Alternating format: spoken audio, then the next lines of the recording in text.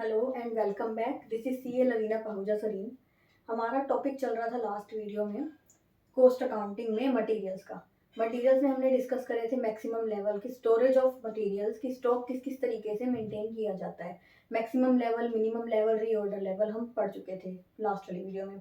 इस वाली वीडियो में हमने डिस्कस करना है economic order quantity, which is the most important topic of materials.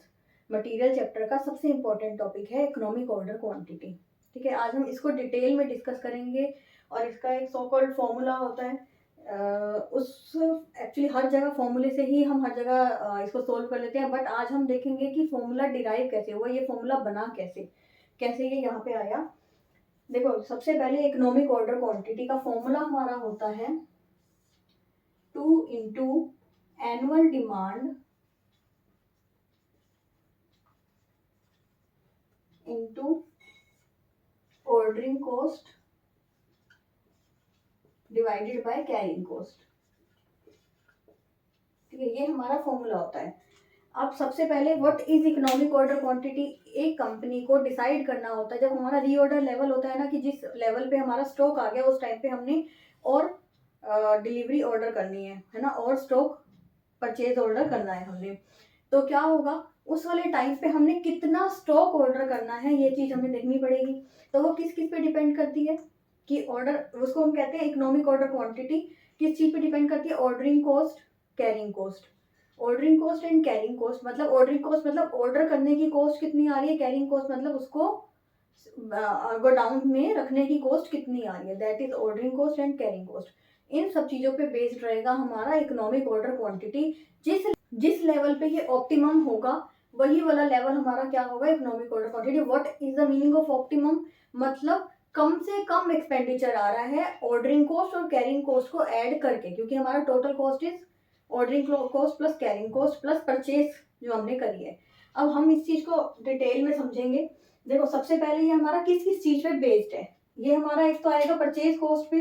अब देखो, आप कितनी भी क्वांटिटी ऑर्डर करो, अगर हम सपोज करते हैं हमारी एनुअल डिमांड जो है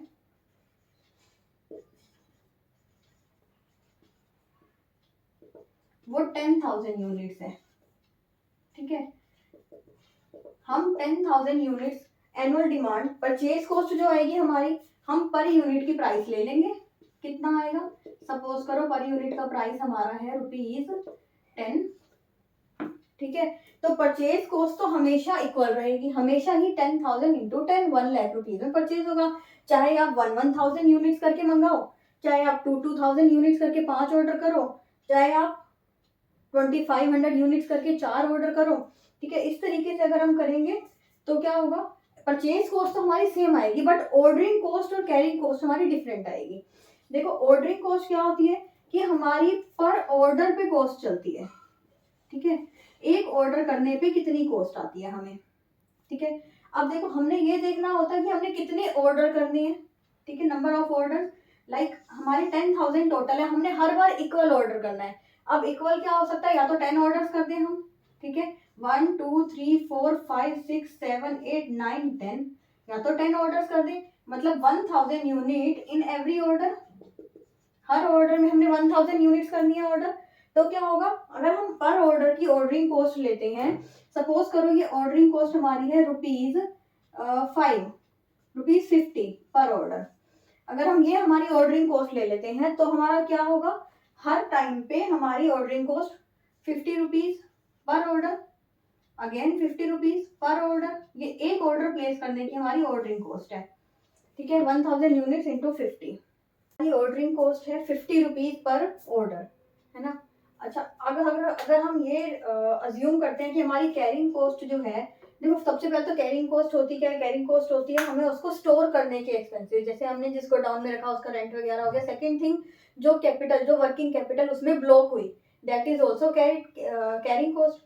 तो उसमें जो हमारी कैरिंग कॉस्ट होगी वो कैसे निकलेगी, that will be opportunity cost. Like वो वाला पैसा हो सकता है, अगर हमारे पास फंड्स थे खरीदने के लिए, तो वो पैसा अगर हम बैंक में डिपॉजिट करते हैं तो हमें कितना इंटरेस्ट मिल जाता, लाइक। और सेकेंड थिंग क्या हो सकती है, लाइक अगर हमारे पास पैसा नहीं है तो उस केस में हम क्या करते हैं, लोन लिया हमने और फिर हमने परचेज करके उसको स्टोर कर रखा है, तो वो वाली कॉस्ट भी हमारी कौन सी कॉस्ट आई, कैरिंग कॉस्ट आई। ठीक है, कैरिंग कॉस्ट दो हो गई, एक अपॉर्चुनिटी कॉस्ट हो सकती है या फिर कैरिंग कॉस्ट इंटरेस्ट हो सकता है ना, जो पैसा हमारा उसमें ब्लॉक हो रखा है उसके ऊपर इंटरेस्ट, जो कैपिटल ब्लॉक हो रखी है हमारी। अब उसमें हमारा जो गोडाउन के एक्सपेंसेस है वो भी हमारी कैरिंग कॉस्ट आ गई। Carrying cost is taking in percentage of purchase cost. Suppose करो हमारी कैरिंग कॉस्ट यहाँ पे है 10% of purchase cost, and what is purchase cost 10 rupees per unit. तो इसका मतलब 10% ऑफ 10 कितना हो जाएगा 1। ठीक है, अब हमने एनुअल डिमांड ली है अपनी 10,000 और ऑर्डरिंग कॉस्ट पर ऑर्डर है हमारी 50 रुपीज और कैरिंग कॉस्ट हमारी है 1 रुपी। ठीक है, अगर हम इसको फॉर्मूले में पुट कर देते हैं तो हमारा सिंपल आंसर आ जाएगा square root of 2 into 10,000 units annual demand into 50 rupees ordering cost divided by what is carrying cost ₹1। तो कितना आ जाएगा हमारा 10 लाख डिवाइडेड बाय 1 और 10 लाख का हम ये कर देंगे तो 1000 units will be our EOQ, economic order quantity. अब ये हमारा फॉर्मूला आया कहां से, कैसे डिराइव हुआ, ये चीज हम पढ़ेंगे। ठीक है, देखो सिंपल चीज हमने एक ये डिस्कस करनी है यहाँ पे, ये हमारी नंबर ऑफ यूनिट्स है, कितनी यूनिट्स हमने ऑर्डर करी, सपोज 1000, 2000, 3000, 4, 5, 6, 7, 8, 9, 10। ठीक है, जितने ज्यादा नंबर ऑफ ऑर्डर्स होंगे उतनी ज्यादा ऑर्डरिंग कॉस्ट होगी और जितने कम नंबर ऑफ ऑर्डर्स होंगे उतनी कम ऑर्डरिंग कॉस्ट होगी। अगर हमने कितने ऑर्डर्स करें 1000 का पर यूनिट का हम ऑर्डर करते हैं, ठीक है, तो क्या होगा ऑर्डरिंग कॉस्ट हमारी ज्यादा आएगी क्योंकि 10 ऑर्डर्स करने पड़ेंगे। तो 50 रुपीज पर ऑर्डर हमारा होता है, 10 ऑर्डर्स होंगे तो क्या हो जाएगा 500 रुपीज हमारी कॉस्ट आ जाएगी। बट अगर हम क्या करते हैं एक बार में 200 यूनिट्स, अगर हम एक बार में 2000 यूनिट्स ऑर्डर करते हैं तो कितनी यूनिट्स हो जाएंगी 5 ऑर्डर्स हो जाएंगे हमारे, तो 50 रुपीज पर ऑर्डर, तो 5 ऑर्डर के हमारे 250 रुपीज एक्सपेंस आ जाएगा। ऐसे कर करके अगर हम पूरा का पूरा 10,000 एक ही ऑर्डर पे करते हैं तो हमारे नंबर ऑफ ऑर्डर्स कितने रहेंगे 1 और 50 रुपीज ही आएगा हमारा, तो कितना हो जाएगा 50 रुपीज ऑर्डरिंग कॉस्ट। तो टोटल जितने नंबर ऑफ ऑर्डर्स हमारे ज्यादा होंगे उतनी हमारी ऑर्डरिंग कॉस्ट ज्यादा होगी। ठीक है, जितने नंबर ऑफ ऑर्डर्स हमारे कम होंगे, जितना बड़ा ऑर्डर हम एक बार में करेंगे उतनी हमारी ऑर्डरिंग कॉस्ट कम होगी। तो ऑर्डरिंग कॉस्ट का हमारा बन जाएगा इस तरीके से। ठीक है, एक बार में अगर हमने क्या किया ज्यादा ऑर्डर पूरा का पूरा 10,000 यूनिट्स एक बार में ऑर्डर कर दी तो क्या होगा ऑर्डरिंग कॉस्ट हमारी इतनी ही रहेगी 50। अगर एक बार में हमने 1000 यूनिट्स ही ऑर्डर करी तो हमारी ऑर्डरिंग कॉस्ट कितनी हो जाएगी 500 ज्यादा। ठीक है, अब हम बात करते हैं, ये हो गई हमारी ऑर्डरिंग कॉस्ट। अब हम बात करते हैं कैरिंग कॉस्ट की। कैरिंग कॉस्ट जो हमारी होगी वो क्या होगा, जितनी कम हमारे पास स्टोर करने के लिए यूनिट्स होंगी उतनी कम हमारी कॉस्ट आएगी। लाइक अगर हमने एक बार में 1000 यूनिट्स ही ऑर्डर करी तो हमें उतनी को ही स्टोर करना है तो हमारी सबसे कम कॉस्ट आएगी। बट अगर हमने ज्यादा ऑर्डर कर दी 10,000 यूनिट्स एक बार में ऑर्डर कर दी तो क्या होगा उनके लिए हमारी कैरिंग कॉस्ट बहुत ज्यादा हो जाएगी। अब देखो अगर हमने एक बार में 1000 यूनिट्स ही ऑर्डर करी, ठीक है, ऑर्डरिंग हमारी कैरिंग कॉस्ट क्या होती है एवरेज, हम मानते हैं कि अज्यूम करके चलते हैं कि एवरेज को हमें कैरी करना पड़ेगा क्योंकि 1000 यूनिट्स अगर हम एक बार में ऑर्डर कर रहे हैं पूरी की पूरी तो गोडाउन में जाएगी नहीं, कुछ आगे फैक्ट्री में भी जाएगी, मटेरियल यूज हो जाएगा कुछ फैक्ट्री में, तो हम क्या करते हैं एवरेज अज्यूम करके चलते हैं कि एवरेज पे लगाएंगे कैरिंग कॉस्ट। अब इनटू हमने क्या कहा कैरिंग कॉस्ट कैसे लगती है, परचेज कॉस्ट का अगर हम 10% अज्यूम करते हैं, ये पता हम पहले से चेक करके रहते हैं कि कैरिंग कॉस्ट परचेज कॉस्ट का कितने परसेंट है। तो अभी हमने क्या किया 1 रुपी तो कितनी हो गई 500 अगर हम 1000 यूनिट्स ऑर्डर करते हैं, और अगर हम एक बार में 2000 यूनिट्स ऑर्डर करते हैं तो कितनी हो जाएगी 2000 डिवाइड इंटू 1/2 अगेन इंटू ₹1 तो कितनी हो जाएगी 1000। देखो ये इंक्रीज हो रही है और ये डिक्रीज हो रही है, ऑर्डरिंग कॉस्ट हमारी डिक्रीज होती जाएगी जितने हम नंबर ऑफ ऑर्डर्स कम करेंगे उतनी ऑर्डरिंग कॉस्ट कम हो जाएगी। बट जितने हम ऑर्डर्स ज्यादा करेंगे, हम नंबर ऑफ ऑर्डर्स ज्यादा करेंगे ऑर्डरिंग कॉस्ट उतनी ज्यादा आएगी बट कैरिंग कॉस्ट उतनी कम आएगी। अगर नंबर ऑफ ऑर्डर्स कम होंगे तो कैरिंग कॉस्ट ज्यादा आएगी और कम आएगी, ठीक है। तो ये 2000, अब सपोज करो हमने 10,000 इकट्ठे कर दिए तो कितनी 5,000 कॉस्ट आ गई। इसका मतलब ये जैसे जैसे हमारा इंक्रीज हो रहा है, ये इंक्रीज हो रहा है, इसका ग्राफ अलग रहेगा, ऐसे रहेगा। तो ये हो गई हमारी कैरिंग कॉस्ट। अब जिस पॉइंट पे ये मीट करती है दैट इज ऑप्टिमम पॉइंट, जहां पे हमारी ordering cost and carrying cost meet करती है, वो हमारा हो जाता है इकोनॉमिक ऑर्डर क्वांटिटी, कि हमें एक बार में इतना ऑर्डर करना चाहिए। This is economic order quantity, ठीक है। अब ये फॉर्मूला, ये हमारा ईओक्यू वाला फॉर्मूला डिराइव कैसे हुआ है, यहीं से डिराइव हुआ है, जहां पे O is equal to C, ordering cost is equal to carrying cost. अब हम ये चीज देखेंगे कि डिराइव कैसे हुआ। देखो, ordering cost is equal to carrying cost.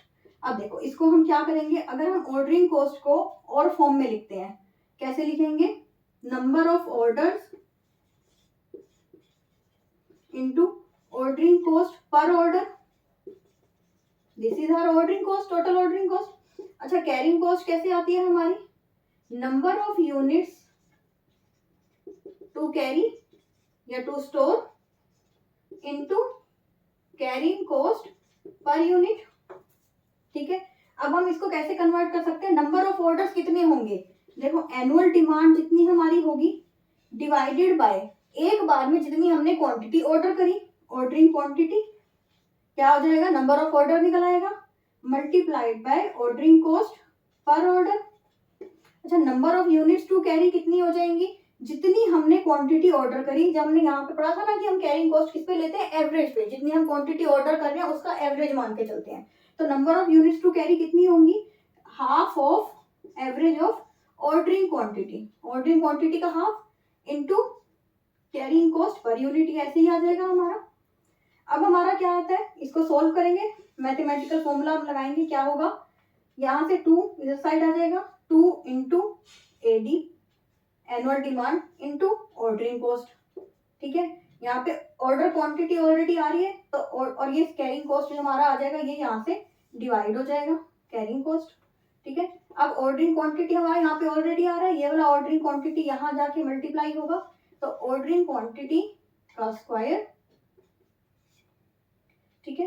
तो ordering quantity is equal to 2 into AD into OC divided by carrying cost, और स्क्वायर जो होगा यहाँ पे आके स्क्वायर रूट बन जाएगा। ये हमारा डिराइव हो गया formula. EOQ, economic order quantity, किस तरीके से निकली, 2 into annual demand into ordering cost divided by carrying cost, है ना। हमने इसका पूरा कॉन्सेप्ट समझ लिया है, किस तरीके से इकोनॉमिक ऑर्डर क्वांटिटी को के फॉर्मूले को बनाया गया है ना, उसकी डेरिवेशन हमने समझ ली है। तो अब आपको यहाँ पे कोई भी डाउट हो, कोई भी प्रॉब्लम हो, आप प्लीज कमेंट सेक्शन में मेंशन कीजिए, हम उसको एक्सप्लेन करेंगे। Okay, thank you.